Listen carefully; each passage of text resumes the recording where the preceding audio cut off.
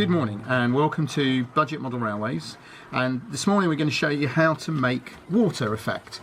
So all we're going to use is cheap paint, poster paint, and this is the trick. This is matte acrylic metallic paint which will give us an effect, and then later we'll be using some varnish and we'll show you that when we use it. So relatively simple. We're going to need to do a couple of coats actually.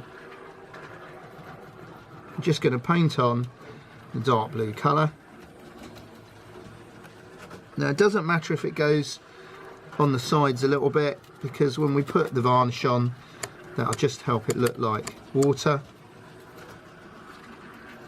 And what I'm going to do here, I'm just mixing in some paler blue, because what we're trying to do here is not have a uniform finish. It works quite well. Anyway, you get the idea. So what I've got here is the metallic paint, and this is just to try and give it a bit of a sheen. I'm just using a big soft brush.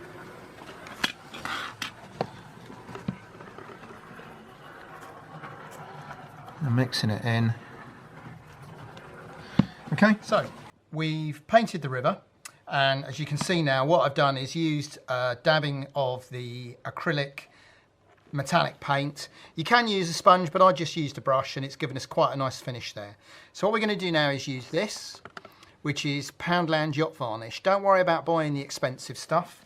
The expensive stuff dries quicker. That's the only real advantage to it. This is £1 as opposed to about £5.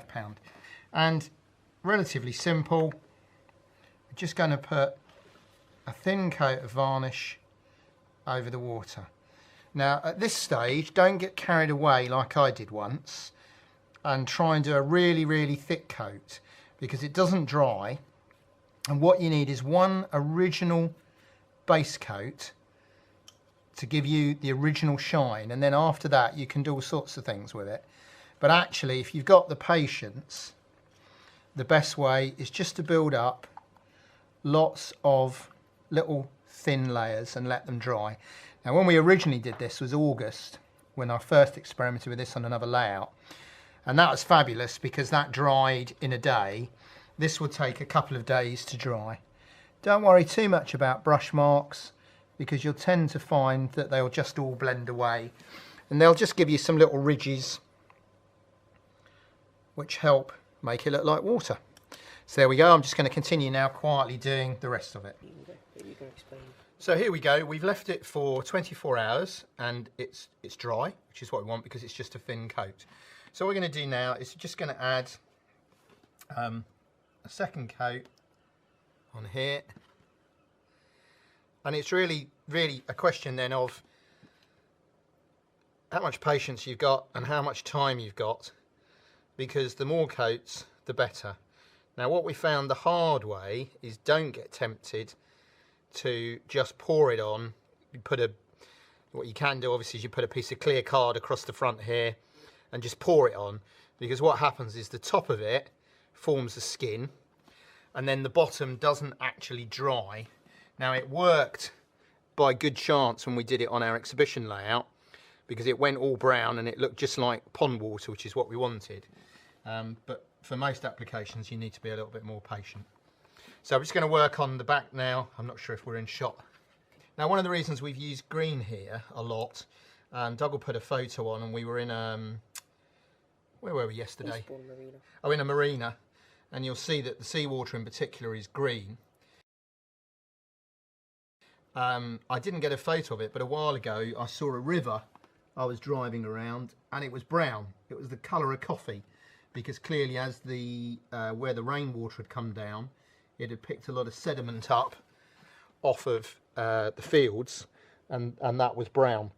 So don't think that all rivers have got to be blue, and that's why we've mixed metallic green with this, because even some of the inland rivers, you get algae and that sort of thing in it. There you go. And this will give it a slightly more dappled effect, because it tends to stick to the existing varnish a bit, so it doesn't always run quite smooth. You can put it on quite thickly. Just what you're looking for is any little dry spots that actually haven't got any.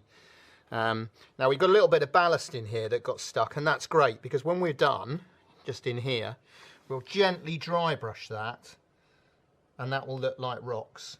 And then what we'll do once we finish this, we'll show you how we use some grass and things to blend the edges in.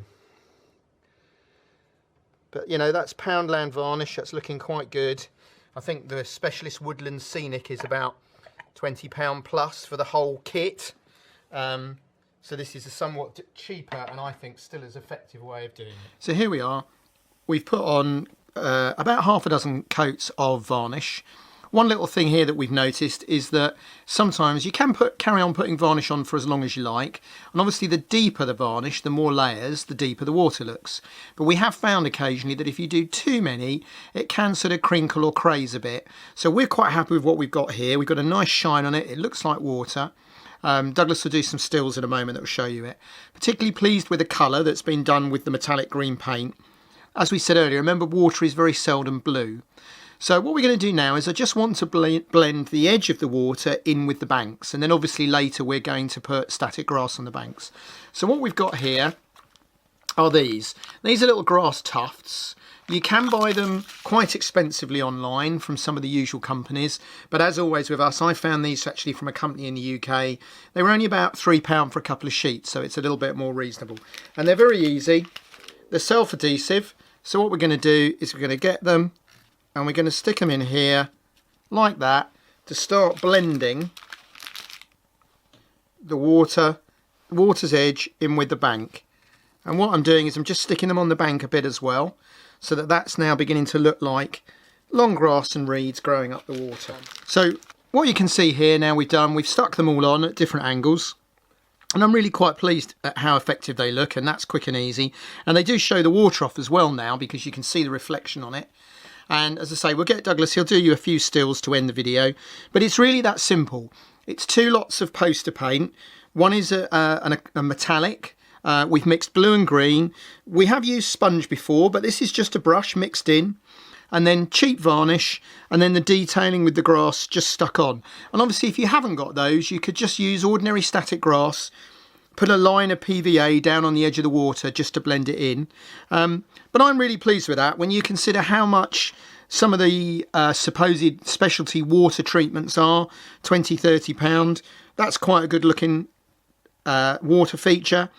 Looks great going under the bridge there, and it's going to really add to this layout. So as always, thanks for watching, and please subscribe, like, comment and so on, and we'll have another Tutorial Tuesday fairly soon.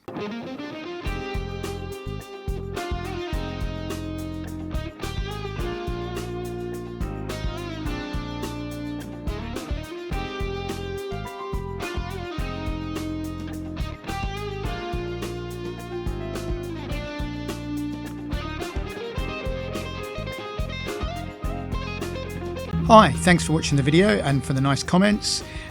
Click on the left for a previous video in this series, click on the right for another video you might enjoy, and please don't forget to click to subscribe, like, comment, etc. Thanks again.